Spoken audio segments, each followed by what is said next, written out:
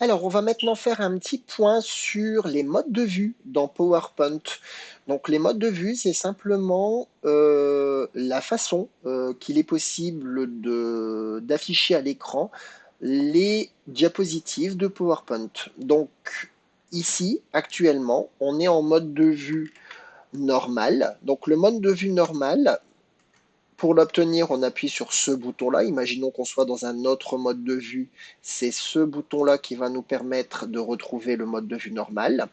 Donc dans ce mode de vue-là, on a les diapositives, l'ensemble des diapositives qui s'affichent sur le côté gauche sous la forme de miniature et la diapositive sur laquelle on est en train de travailler.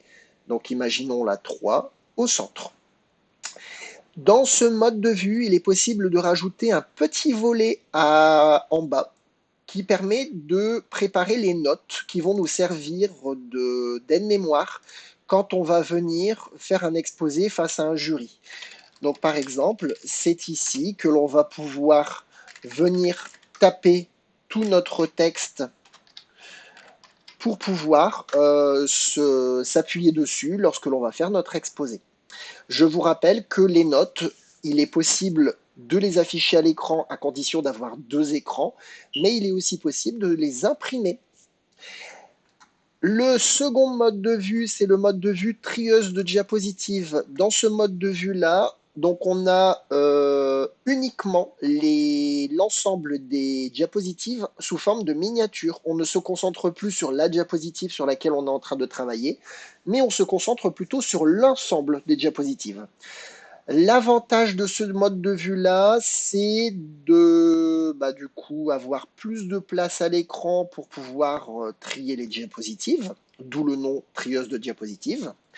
Alors, pour trier les diapositives, c'est extrêmement simple. On clique sur la diapositive que l'on souhaite déplacer et sans lâcher le bouton de la souris, en cliquant, on va venir déplacer la diapositive. Et donc, c'est un mode de vue qui est extrêmement pratique pour pouvoir remanier l'ordre de ces diapositives jusqu'au dernier moment. Je vous rappelle aussi que c'est dans ce mode de vue-là qu'il est possible, remarquez dans le mode de vue normal aussi, mais donc il est possible de voir les diapositives masquées. Donc ici, on voit que la diapositive numéro 2 est un petit peu plus claire que les autres et elle est barrée, ça veut dire qu'elle est masquée.